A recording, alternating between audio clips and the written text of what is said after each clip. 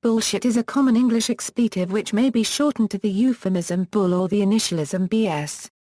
In British English, bollocks is a comparable expletive, although bullshit is more common.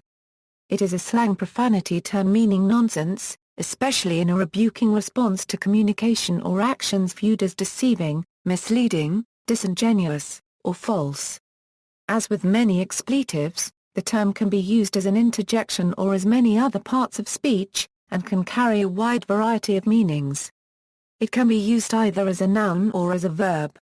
While the word is generally used in a deprecating sense, it may imply a measure of respect for language skills, or frivolity, among various other benign usages. In philosophy, Frankfurt, among others, analyzed the concept of bullshit as related to but distinct from lying. Outside of the philosophical and discursive studies, the everyday phrase bullshit conveys a measure of dissatisfaction with something or someone, but often does not describe any role of truth in the matter. Etymology, bull, meaning nonsense, dates from the 17th century, while the term bullshit has been used as early as 1915 in American slang, and came into popular usage only during World War II. The word bull itself may have derived from the Old French bull meaning fraud, deceit. The term horseshit is a near synonym. The South African English equivalent is bull dust. Few corresponding terms exist in other languages. One prominent example, however, is German Bockmist, literally billy goat shit. The earliest attestation mentioned by the concise Oxford English Dictionary is in fact T.S. Eliot, who between 1910 and 1916 wrote an early poem to which he gave the title The Triumph of Bullshit, written in the form of a ballad.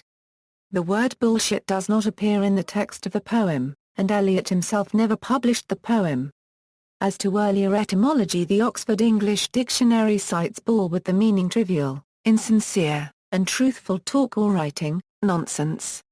It describes this usage as being of unknown origin, but notes that in Old French, the word could mean boule, bowl fraud, deceit, trickery. Mod. Isle bull nonsense. Also bull bul falsehood, and bull verb, to befoul, mock, cheat. Although there is no confirmed etymological connection, it should be noted that these older meanings are synonymous with the modern expression bull, generally considered and used as a contraction of bullshit. Another proposal, according to the lexicographer Eric Partridge, is that the term was popularized by the Australian and New Zealand troops from about 1916 arriving at the front during World War I. Partridge claims that the British commanding officers placed emphasis on bull. That is, attention to appearances, even when it was a hindrance to waging war. The foreign diggers allegedly ridiculed the British by calling it bullshit.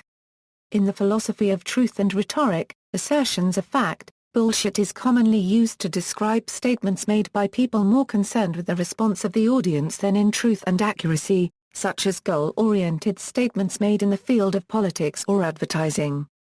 On one prominent occasion, the word itself was part of a controversial advertisement. During the 1980 U.S. presidential campaign, the Citizens Party candidate Barry Commoner ran a radio advertisement that began with an actor exclaiming, "Bullshit. Carter, Reagan and Anderson, it's all bullshit." NBC refused to run the advertisement because of its use of the expletive, but Commoner's campaign successfully appealed to the Federal Communications Commission to allow the advertisement to run unedited. Distinguished from lying, bullshit does not necessarily have to be a complete fabrication. With only basic knowledge about a topic, bullshit is often used to make the audience believe that one knows far more about the topic by feigning total certainty or making probable predictions. It may also merely be filler, or nonsense that, by virtue of its style or wording, gives the impression that it actually means something. In his essay on the subject, William G. Perry called bull shit relevances, however relevant, without data, and gave a definition of the verb to bull shit as follows. To discourse upon the contexts, frames of reference and points of observation which would determine the origin, nature, and meaning of data if one had any. To present evidence of an understanding of form in the hope that the reader may be deceived into supposing a familiarity with content. The bullshitter generally either knows the statements are likely false, exaggerated, and in other ways misleading or has no interest in their factual accuracy one way or the other. Talking bullshit is thus a lesser form of lying, and is likely to elicit a correspondingly weaker emotional response, whereas an obvious liar may be greeted with derision, outrage, or anger. An exponent of bullshit tends to be dismissed with an indifferent sneer.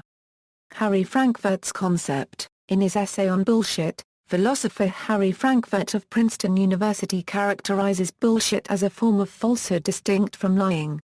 The liar, Frankfurt holds, knows and cares about the truth, but deliberately sets out to mislead instead of telling the truth. The bullshitter, on the other hand, does not care about the truth and is only seeking to impress. It is impossible for someone to lie unless he thinks he knows the truth. Producing bullshit requires no such conviction. A person who lies is thereby responding to the truth, and he is to that extent respectful of it. When an honest man speaks, he says only what he believes to be true. And for the liar, it is correspondingly indispensable that he considers his statements to be false. For the bullshitter, however, all these bets are off. He is neither on the side of the true nor on the side of the false. His eye is not on the facts at all, as the eyes of the honest man and of the liar are, except in so far as they may be pertinent to his interest in getting away with what he says. He does not care whether the things he says describe reality correctly. He just picks them out, or makes them up, to suit his purpose. Frankfurt connects this analysis of bullshit with Ludwig Wittgenstein's disdain of nonsense talk, and with the popular concept of a bull session in which speakers may try out unusual views without commitment. He fixes the blame for the prevalence of bullshit in modern society upon anti-realism and upon the growing frequency of situations in which people are expected to speak or have opinions without appropriate knowledge of the subject matter. Gerald Cohen, in Deeper into Bullshit, contrasted the kind of bullshit Frankfurt describes with a different sort, nonsense discourse presented as sense. Cohen points out that this sort of bullshit can be produced either accidentally or deliberately. While some writers do deliberately produce bullshit, a person can also aim at sense and produce nonsense by mistake. Or a person deceived by a piece of bullshit can repeat it innocently, without intent to deceive others. Cohen gives the example of Alan Sokal's transgressing the boundaries as a piece of deliberate bullshit. Sokal's aim in creating it, however, was to show that the postmodernist editors who accepted his paper for publication could not distinguish nonsense from sense, and thereby by implication that their field was bullshit. In everyday language, outside of the academic world, among natural speakers of North American English, as an interjection or adjective, bullshit conveys general displeasure, an objection to, or points to unfairness within, some state of affairs.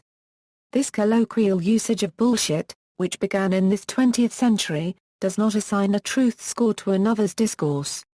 It simply labels something that the speaker does not like and feels he is unable to change. See also, confabulation, humbug, tall tale, not even wrong, waffle, bullshit bingo. References, notes. Bibliography, Eliot, T.S. Inventions of the March Hare, Poems 1909-1917 ISBN 0-15-100274-6, Frankfurt, Harry G. on Bullshit. Princeton, New Jersey, Princeton University Press. ISBN A0-691-12294-6 AAA Harry Frankfurt's detailed analysis of the concept of bullshit. Hardcastle, Gary L. Reich, George A., eds. Bullshit and Philosophy.